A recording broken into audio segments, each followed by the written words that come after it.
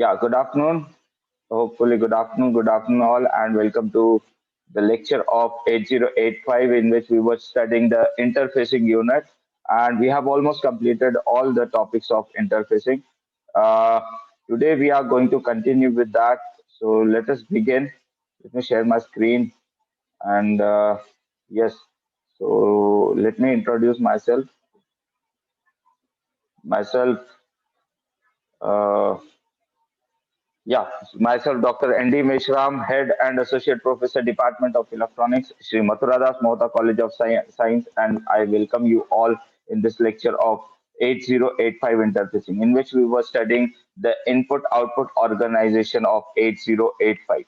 Right. So we have studied how the input-output devices are being connected to 8085 and how the memory is being communicating with 8085. So it requires the bus through which we are going to communicate, and we can communicate with multiple input output devices as well as the memory. The the pattern in which we are communicating with the memory is the same as we are going to communicate with the input output devices.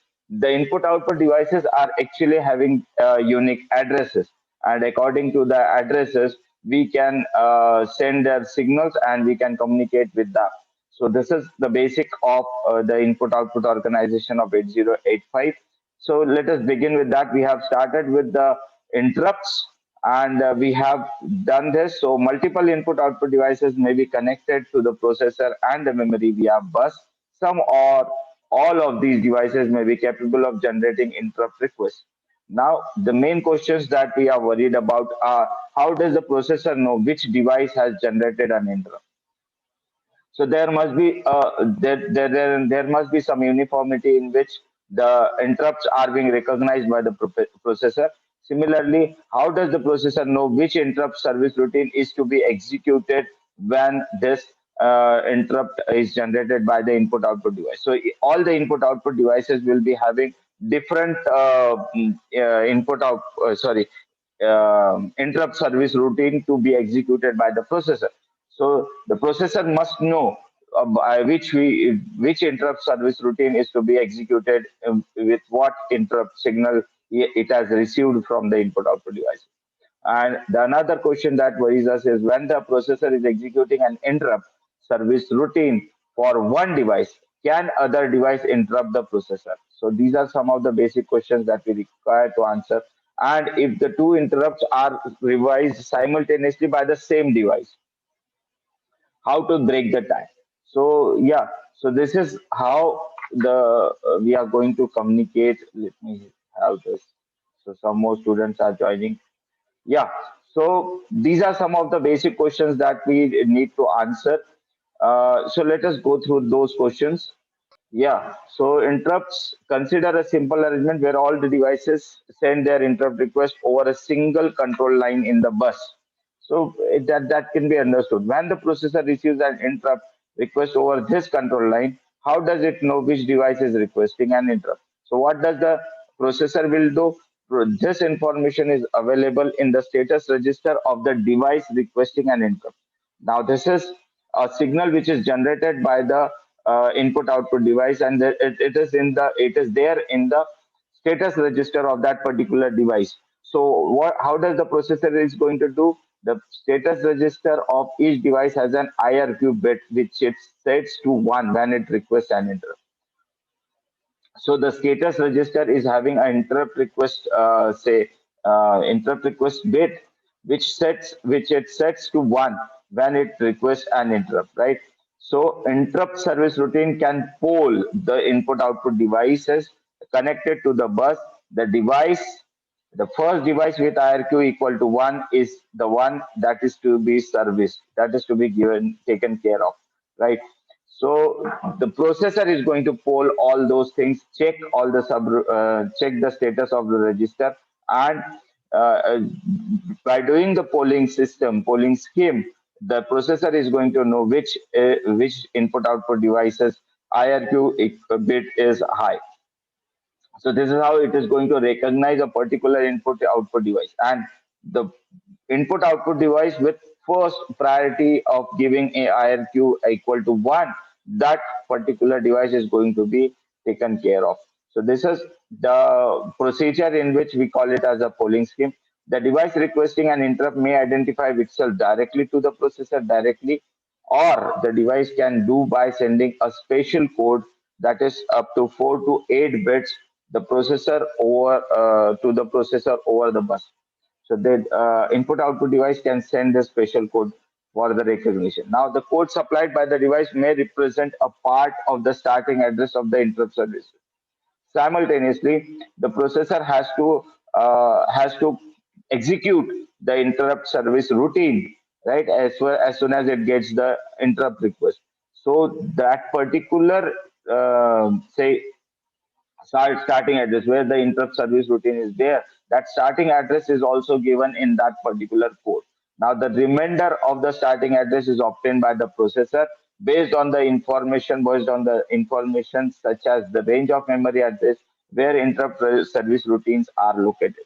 So this is what the processor has to do after getting the initial starting address of that interrupt service routine. Usually, the location pointed to by the interrupting device is used to store the starting address of the interrupt service routine. So already that is mentioned over there. Now, the most important thing is how the multiple input output devices may be connected to the processor and memory via bus sum of the all. Yeah, this is what we have already completed, and yes, so this this is done. These are being repeated again. Yeah. So previously, the before the processor starts executing the interrupt service routine for a device, it disables the interrupts from the device so that it cannot again get the interrupt request. So that is the thing that is written in the instruction set which we have studied. So the control instructions that we have studied has this interrupt enable and interrupt disable instruction, right? So in general, same arrangement is used when multiple devices can send interrupt request to the processor, right? So the same arrangement, यानी जब भी हम लोगों को interrupt request मिलती है तब हम लोग उसको कम्युनिकेट करने के लिए इंटरप्ट सर्विस रूटीन को ये करने के लिए डिसेबल कर सकते हैं इंटरप्ट जो सिग्नल है उसको डिसेबल कर दिया और लास्ट में उसको एनेबल कर दिया so that can be done so during the execution of an interrupt service routine of the device the processor does not accept interrupt request from any other device since the interrupt service routines are usually short, the delay that this causes is generally acceptable. However, for certain devices, the delay may not be acceptable. तो ये जो delay होता है अब interrupt service routine disable ही करके रख दिया sorry interrupt जो है वो अगर हम लोगों ने डिसेबल ही करके रखा तो बाकी लोग हमारे को कम्युनिकेट नहीं कर पाएंगे वो इसलिए कि क्या होता है कि जो इंटरप्ट सर्विस रूटीन होते हैं वो बहुत छोटी होती है तो वो रुक सकता है उतना देर but some is in some cases it is very difficult to manage that delay so it is very important that functions should be done first so that is not acceptable sometimes.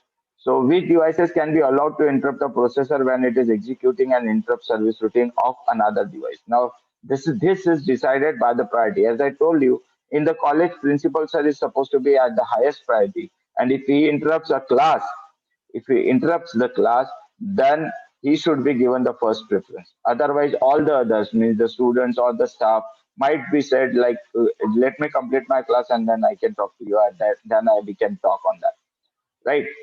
Or if some students come, I can surely say, "Ki, nahi, I can't talk to you right now because I am taking my class." So I can do that.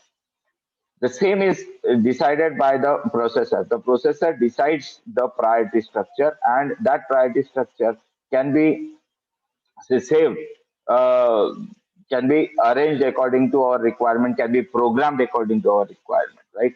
So the interrupt request from a high priority device is accepted while the processor is executing the interrupt service routine of low priority device, right? So a priority level is assigned to a processor that can be changed under a program control. That can be programmed in the words. So priority level of a processor is the priority of the program that is currently being executed. And when the processor starts executing the interrupt service routine of a device, its priority is raised to that of the device, right? So जब हम लोग एक का काम कर रहे हैं तो उसकी प्रायोरिटी हम लोग पहले इस पे डाल देंगे, so that no other device could be taken care of. So that is done if the device is sending an interrupt request has a higher priority than the processor accepts the interrupt request. So that is been programmed and that can be arranged according to our requirement, which device is to be kept at a highest priority, right? So that is the main job of the programmer to program a particular priority according to our requirement. Then, yeah, these are processor's priorities encoded in few bits of a processor status registers. Status registers are to be managed according to that. The priority can be changed by instructions that write into the processor register. So a status register can be directly written by using those particular instructions of control. Usually, these are privileged instructions or instructions that can be executed only in the supervisory mode. So, these instructions are called as the privileged instructions, and these instructions can be executed in the supervised mode. Otherwise, the processor is going to use the user mode, right? So, privileged instructions cannot be executed in the user mode. Now, if the prevents user program from accidentally or intentionally changing the priority of the processor, this status register can be programmed accordingly. If else there is an attempt to execute a privileged instruction in the user mode, then it causes a special type of interrupt that is called as the privilege exception. So this is done by the processor itself, and this is organized or programmed by the user. So it can't be done actually, but if it does, if it is taken care of, that the this interrupt is executed privileged instruction is executed in user mode, then it is called as a privilege exception. So more interrupts are shown over here, and if you are able to see, this is the block diagram of the interrupts and the devices that are being arranged in queue. The interrupts signals are being given by this to the processor. This is where the processor is going to send a priority, and according to that it is going to send the interrupt acknowledge. So it is going to show you interrupt acknowledge 1, interrupt acknowledge 2, and so on up to interrupt acknowledge p. So each device has a separate each please mute yourself. Hello, kindly mute yourself. So yeah, so each device has a separate interrupt request and interrupt acknowledge line. Each interrupt request line is assigned a different priority level. Interrupt requests received over these lines are sent to a priority arbitration circuit in the process. We have talked about those circuits. We are having interface circuits, data interface, and status interface that we have already studied, gone through. If the interrupt request has a highest priority level than the priority of the processor, then the request is accepted. So the program which is being executed by the processor itself, the 8085 processor itself, and if the input output device which wants to communicate or send the interrupt is at a higher priority, then that interrupt is accepted first. Yeah, which interrupt request does the processor accept if it receives interrupt request from two or more device simultaneously? As that,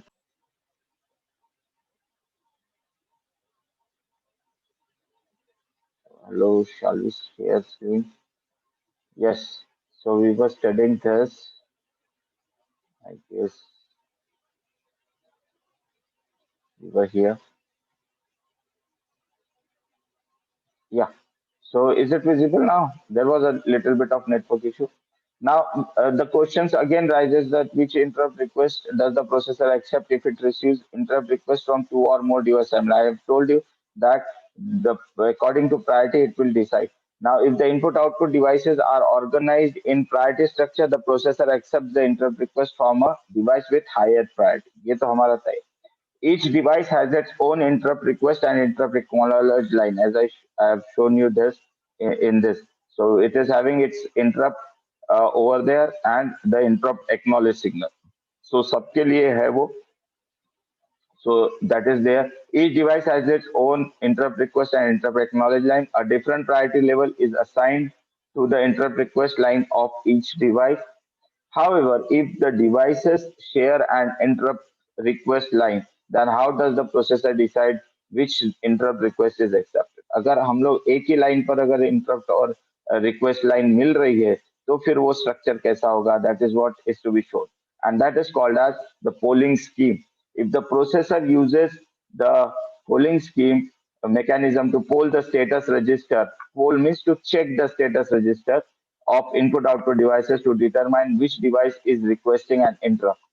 Now, this scheme, in this case, the priority is determined by the order in which the devices are polled. The first device with status bit set to 1 is device whose interrupt request is accepted. Now, this is called as a daisy chain scheme in which the processor sends a interrupt, sorry, the input output device has sent the interrupt request to this processor. Now this processor is going to send the interrupt acknowledge to the first device.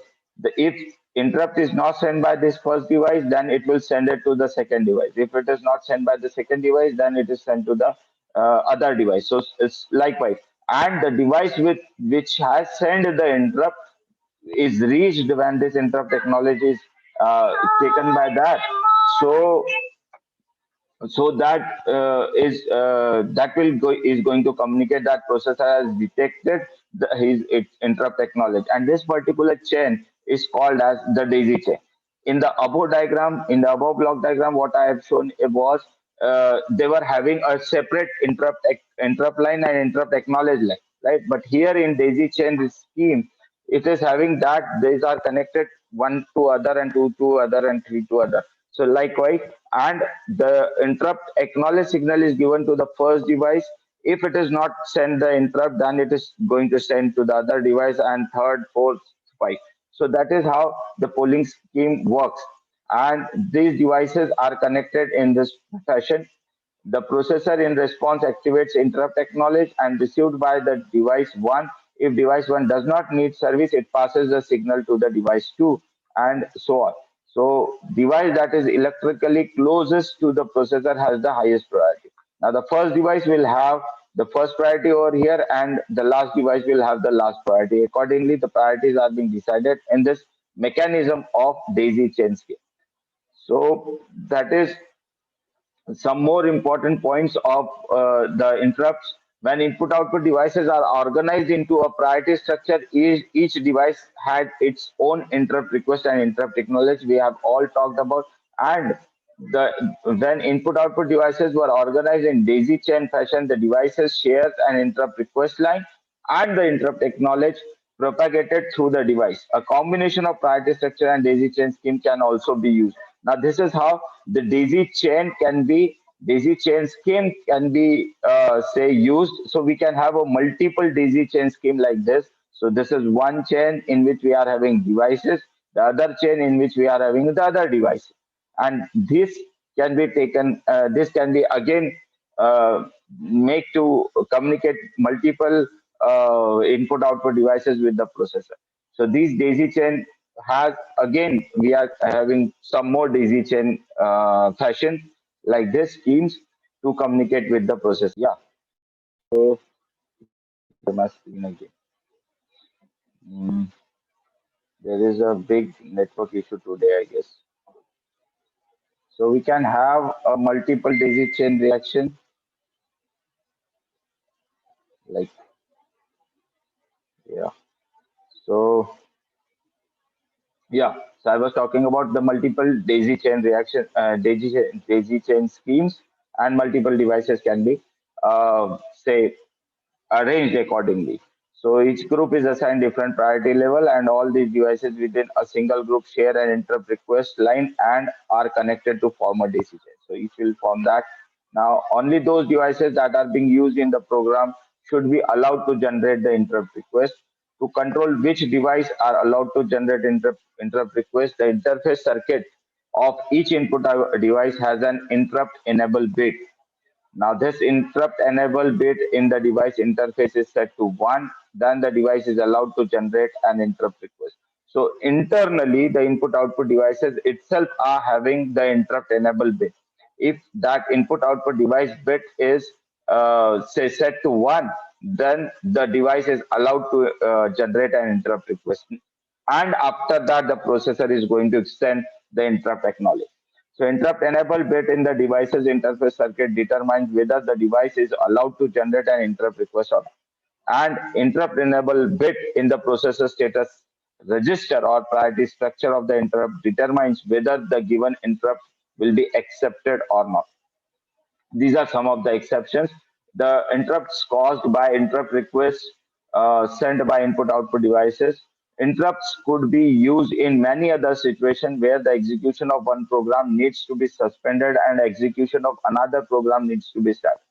So interrupts can be sent within a program if the other program wants to be executed to be first, right? So then also the interrupts can be sent so that the program which is in hand, which is in execution right now, can be held for a moment, and the other program which is supposed to be which is supposed to be at a more priority has to be executed first. So that is one of the interrupts. That is one of the exceptions.